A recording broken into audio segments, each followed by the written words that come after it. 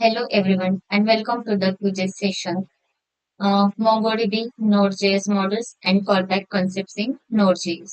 तो इसके पहले के लेक्चर में हमने MongoDB क्या होता है, देन Node.js क्या है, Node.js कैसे हम इंस्टॉलेशन करते हैं, MongoDB कैसे करते हैं, वो भी देखा था। MongoDB के कुछ ऑपरेशन भी परफॉर्म किए थे। इसमें भी हम कुछ कॉलबैक कंसेप्ट वगैरह जो होते हैं हमारे Node.js के, वो भी देखने वाले हैं। ठीक है, तो डेटाबेस कनेक्टिविटी एंड असिंक्रोनाइज ऑपरेशंस होते हैं इसके कुछ, वो भी हम देखने वाले हैं। तो MongoDB Node.js मॉड्यूल का ओवरव्यू लेंगे, देन लेंगे connecting Node.js to MongoDB। MongoDB से हम Node.js कैसे कनेक्ट कर सकते हैं वो भी देखेंगे। Then call back concept Node.js के और एग्जाम्पल कोड डेमोन्स्ट्रेशन भी देखेंगे। Then what is MongoDB।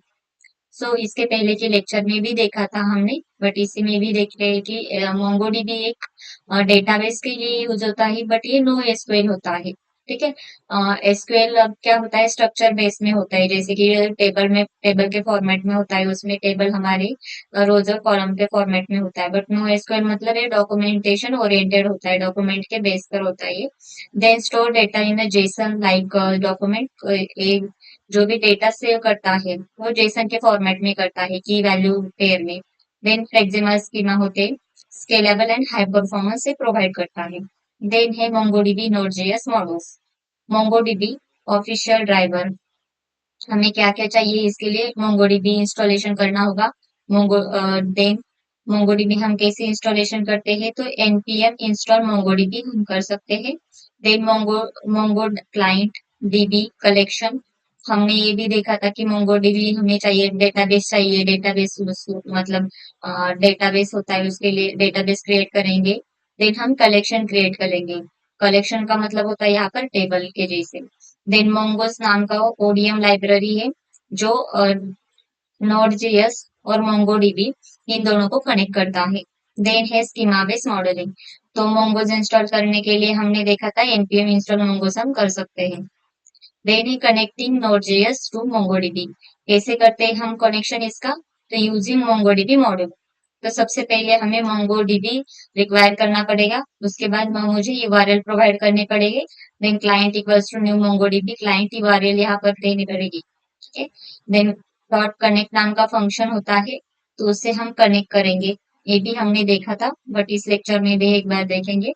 Then connecting with Mongoose, Mongoose को कनेक्ट करने के लिए सबसे पहले मोंगोस हमें इंस्टॉलेशन करना पड़ता है, तो यहाँ पर लाने के लिए इंपोर्ट करते हैं हम उसे by using the required function. ठीक है, तो चलिए इसका कुछ हम प्रैक्टिकल एग्जांपल करके देखते हैं, कैसे हम front end to back end यहाँ पर कर सकते हैं। देन उसमें हम कॉल बैक कंसेप्ट भी यूज करेंगे। So what are callback concepts in Node JS. Callback is a function pass out to another function. ठीक है, अब एक फंक्शन होता है जो भी दूसरे फंक्शन के लिए यूज होता है, यूज फॉर असिंक्रोनाइज ऑपरेशन। जैसे कि मुझे सपोज यहाँ पर दिया है function greet name comma call back console dot log, हम हाई प्लस नेम की यहाँ पर कर रहे हैं। तो कॉल बैक क्या करेंगे हम उसे, मतलब फंक्शन हो गया, फंक्शन, और उसमें भी एक फंक्शन लिया है वो हम रिटर्न करने वाले हैं यहाँ। ठीक है, तो कॉल बैक फंक्शन का भी हम क्या करेंगे, एक एग्जांपल देखेंगे। तो प्रैक्टिकली देखते हैं कि कैसे ये वर्किंग होता है। तो देखिए यहाँ पर आप देख सकते हो कि हमने एक एंगुलर का एप्लीकेशन बनाया था इससे पहले, तो उसी में हम कुछ चेंजेस करेंगे। ठीक है, तो सोर्स में जाएंगे। हमने उस दिन ये भी देखा था कि कैसे हम ये जो है यहाँ पर मोंगोस को हमें डाउनलोड करना पड़ता है, हम रिक्वायर्स करते हैं डेटाबेस कैसे कनेक्ट करते हैं, तो मोंगोस डॉट कनेक्ट फंक्शन होता है, उसमें हम यहाँ पर जो मोंगोडीबी में जाकर हमने क्या किया था, यहाँ पर रेफरेंस जो है उस रेफरेंस स्ट्रिंग कॉपी कर ली थी, और उसके बाद ये डेटाबेस नेम दिया था। ठीक है, और कनेक्ट हुआ तो कनेक्टेड टू डीबी, अदरवाइज नहीं हुआ तो हम कर सकते हैं यहाँ पर could not connect to dB.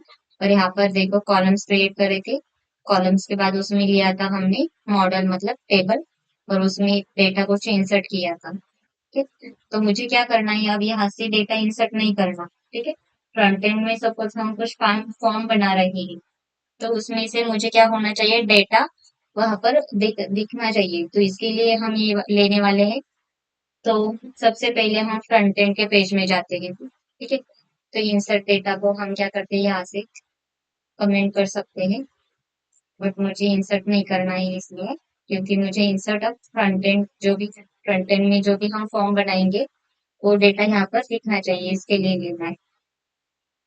तो सबसे पहले फ्रंट एंड की फाइल में जाते हैं। अब हमने क्या किया था, सिर्फ एक ही कंपोनेंट बनाया था, होम वाला, ठीक है। और इसमें ये लिया था पाइप्स वगैरह, मुझे ये भी नहीं चाहिए इधर। और ठीक है, मुझे ये भी नहीं चाहिए इधर, मैं यहाँ से निकाल देती हूँ उसे। सबसे पहले हम यहाँ पर जाएंगे, तो ठीक है, टाइटल भी रेंडर नहीं करना है मुझे। तो यहाँ पर मुझे नेविगेशन में और भी लेना है, एंकर टैग में सपोज मुझे लेना है यहाँ पर लॉगिन के लिए हम एक लॉगिन फॉर्म बनाएंगे। उसके बाद मुझे लेना है यहाँ पर उसके रजिस्ट्रेशन के लिए रजिस्टर, ठीक है। रजिस्ट्रेशन फॉर्म हम बना सकते हैं यहाँ पर। तब मुझे क्या करना है, रजिस्टर या फिर हम कह सकते हैं साइन अप फॉर्म बनाना है, ठीक है। तो अब लॉगिन पे सबसे पहले तो इसे रन करते हैं। यहाँ पर आते हुए न्यू ऐप पर में हूँ, एनजी सर्व करके हम यहाँ पर उसे रन कर सकते हैं। वो हमें एक लिंक देगा।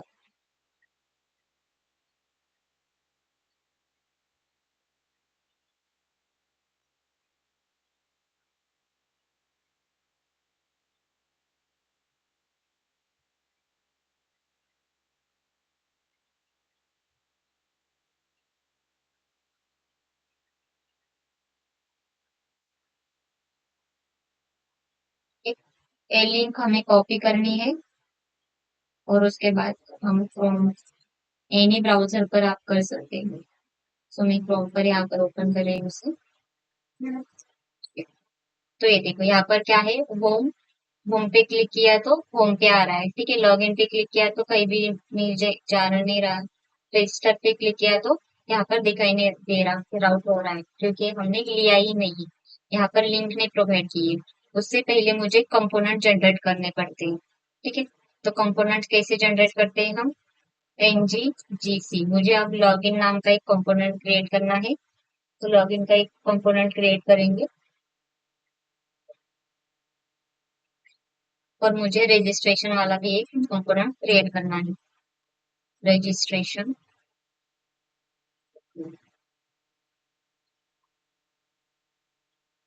ठीक, तो दो कंपोनेंट्स हमने क्रिएट कर लिए। यहाँ पर भी आप देख सकते हो कि लॉगिन में भी आ गई है फाइल्स, और रजिस्ट्रेशन वाले भी फाइल्स आ गई है।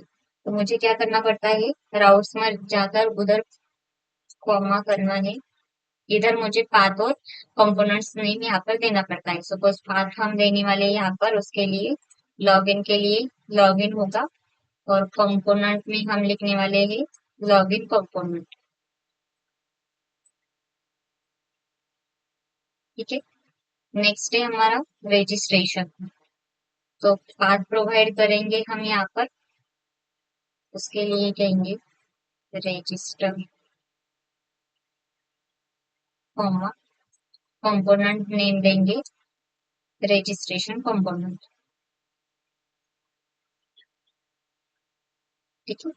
तो इस तरीके से हमने क्या किया है, यहाँ पर ऐप डॉट राउट्स में जाकर राउटिंग के पार्ट्स प्रोवाइड किए हैं। मतलब कि जब भी हम यहाँ पर क्लिक करेंगे लॉगिन पर, तो मुझे लॉगिन पर में जानी चाहिए, ठीक है। लॉगिन या फिर रजिस्ट्रेशन के लिए जाना है तो रजिस्ट्रेशन के लिए हमने क्या दिया था, यहाँ पर पाथ दिया है उसका रजिस्टर, ठीक है। तो वही होना चाहिए।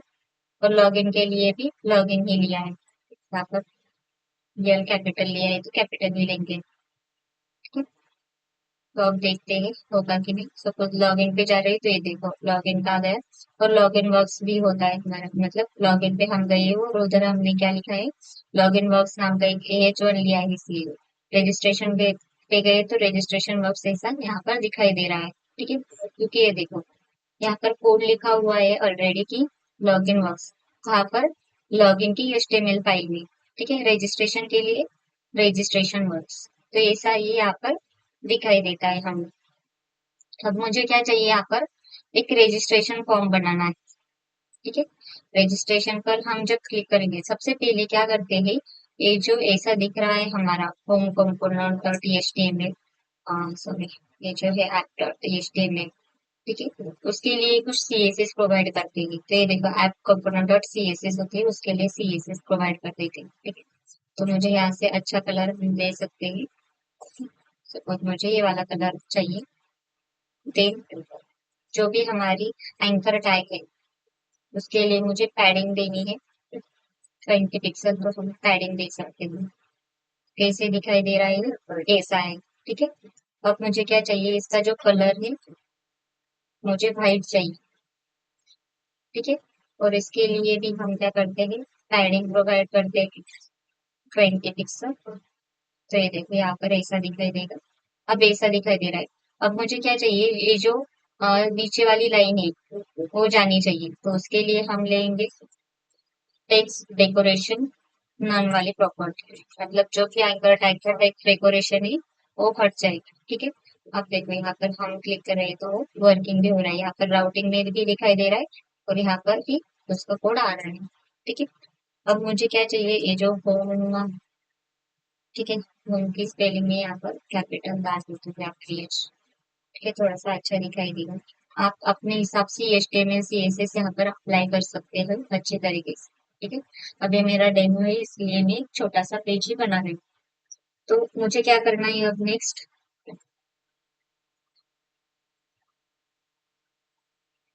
ठीक है, अब ये जो TS फाइल होती है, यहाँ पर राउटेड आउटलेट किया है। उसके बाद मुझे कुछ कॉमन मॉडल्स भी ऐड कर देती हूँ, लग गए तो। ठीक है, कॉमन मॉडल्स मुझे ऐड करने हैं। देन फॉर्म्स वाले मॉडल्स भी ऐड कर देती हूँ, फॉर्म्स मॉडल। ठीक है, यहाँ पर नहीं किया तो भी चलेगा ऐप में, बट मुझे क्या करना है, आप यहाँ पर जो मुझे यहाँ पर मैं यहाँ से निकाल देती हूँ सबको, और मुझे जो चाहिए वही रखती हूँ। ठीक है, तो मुझे क्या करना है, रजिस्ट्रेशन डॉट एचटीएमएल जो है वहां पर एक रजिस्ट्रेशन फॉर्म बनाना है। ठीक है, तो रजिस्ट्रेशन फॉर्म कैसे बनाते हैं हम, वो देखते हैं।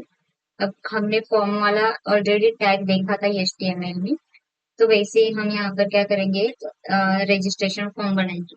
ठीक है, सपोज मैं हेडिंग देती हूँ H1 registration form, registration form.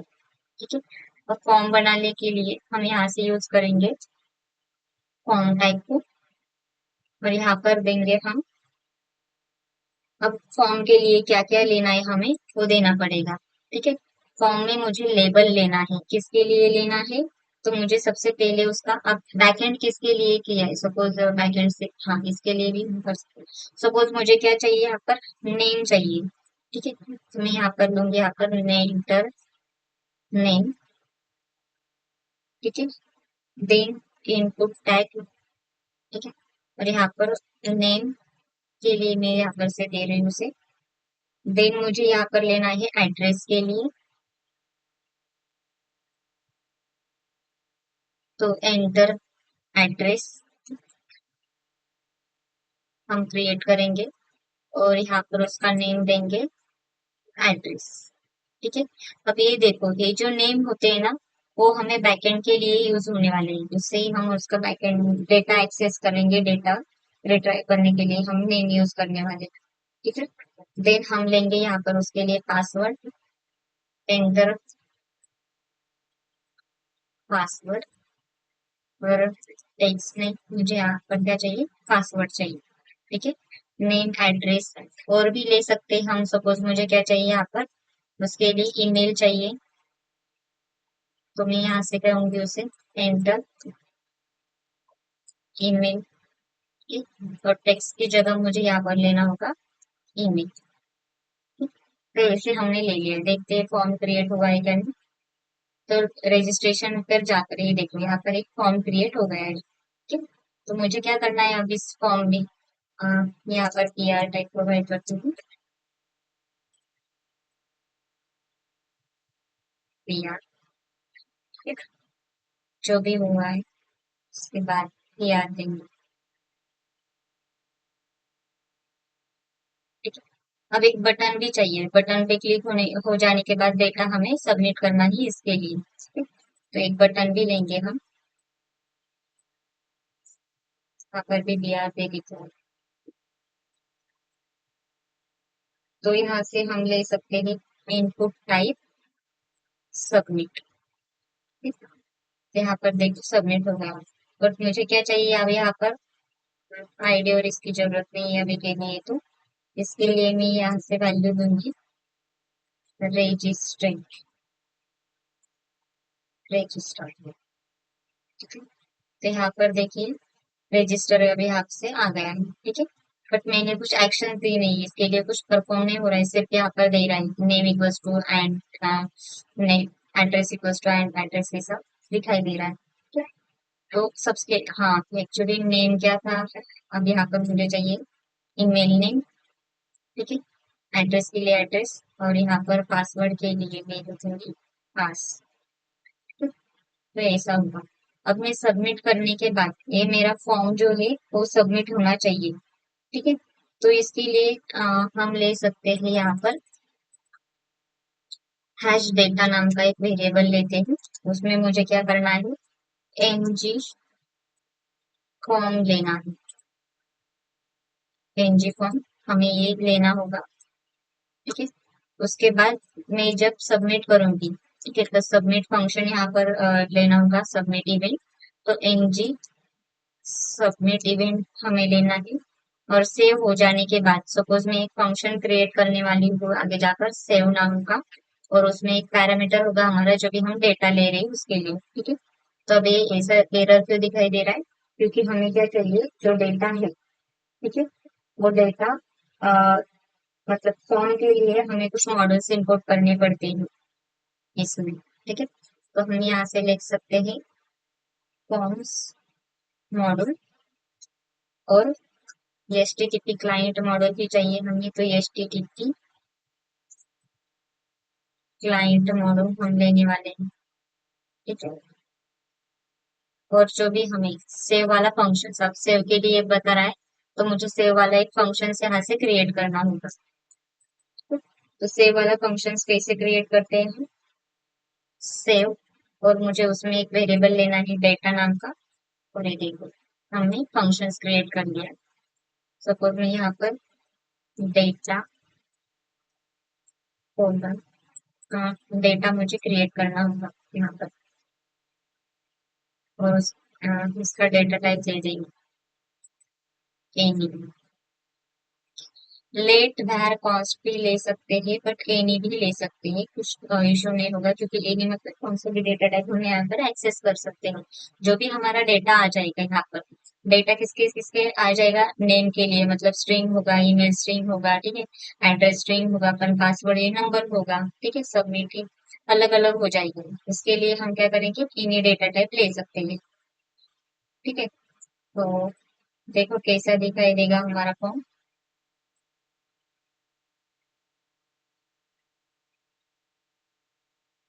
के डेटा ओके आ गए, ठीक है। रजिस्ट्रेशन के बाद ये देखो ये हमें हो रहा है। अब मुझे क्या करना है, डेटा मुझे दिखाई देना चाहिए कि ये सबमिट हो रहा है कि नहीं यहाँ पर। तो सबसे पहले हम क्या करते हैं, यहाँ पर जो भी डेटा है, ठीक है, वो कैसे दिखाई देना चाहिए, तो इसके लिए इस ब्रैकेट में हम ले सकते हैं data dot dot value dot, और जो भी हमने नेम दिया है, अब देखो मुझे नेम डिस्प्ले होना चाहिए, तो यहाँ पर नेम देना चाहिए मुझे, ठीक है, नेम के लिए, ठीक है। सपोज मुझे ईमेल डिस्प्ले होना चाहिए, तो ईमेल के लिए नेम हम प्रोवाइड किया है ईमेल, और जो भी है स्मॉल में है हमारा, ठीक है, तो वहां पर भी हमें स्मॉल में ही लेना पड़ेगा। देन है हमारे पास यहाँ पर एड्रेस, ठीक है, जैसा है वैसा ही हमें स्पेलिंग भी सेम होनी चाहिए यहाँ पर, एड्रेस। देन हमें शो करना होगा पासवर्ड, तो पासवर्ड के लिए मैंने नेम उसका दिया है पास, ठीक है। तो जब भी हम यहाँ पर डेटा पे सबमिट करेंगे तो वो डेटा हमें शो होना चाहिए, ठीक है। तो उसके लिए हमें लेना होगा यहाँ पर एनजी मॉडल, ठीक है, सब तरफ लेना होगा एनजी मॉडल। यहाँ पर भी लेना होगा एनजी मॉडल।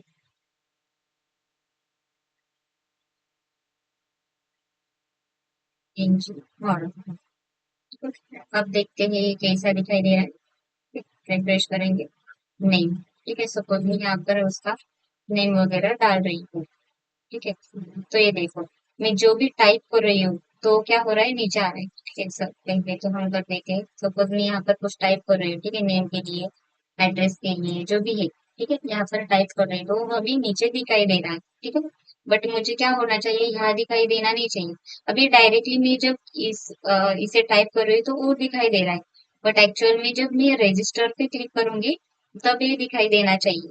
ठीक है, तो इसके लिए हमें क्या करना होगा, यहाँ से, ठीक है, जो भी डेटा डायरेक्टली यहाँ पर दिखाई दे रहा है, ठीक है, उसे एक वेरिएबल में स्टोर करना पड़ेगा।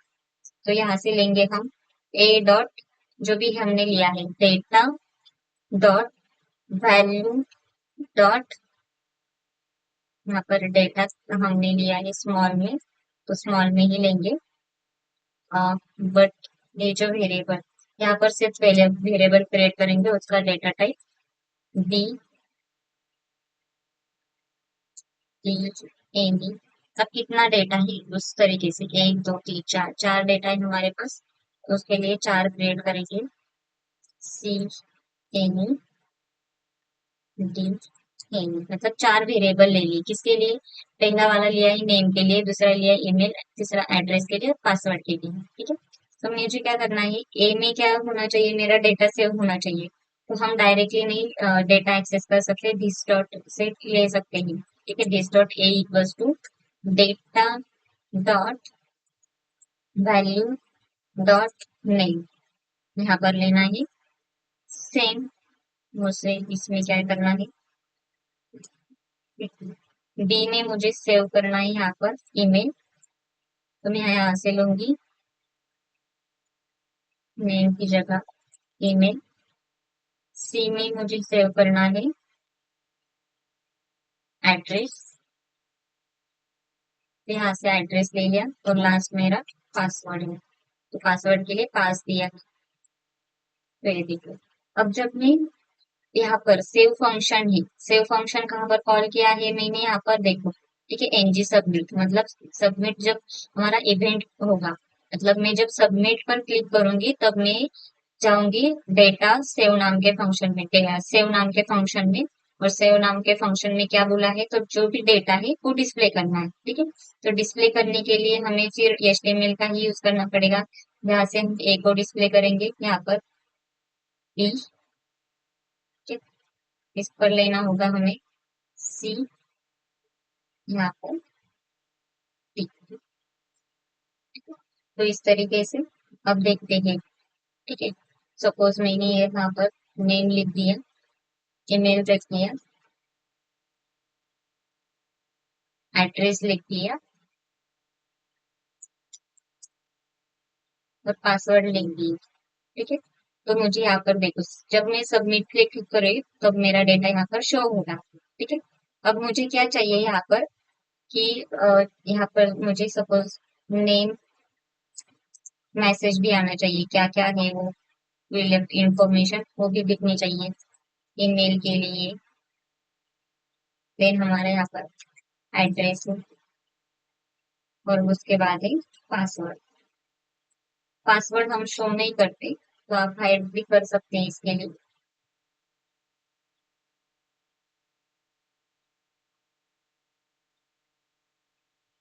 ये रजिस्टर पे जाएंगे, तो ये देखो ऑलरेडी फील्ड्स है यहाँ पर, बट जब मैं इसे फिलअप करूंगी, ठीक है, राम लेकिन राम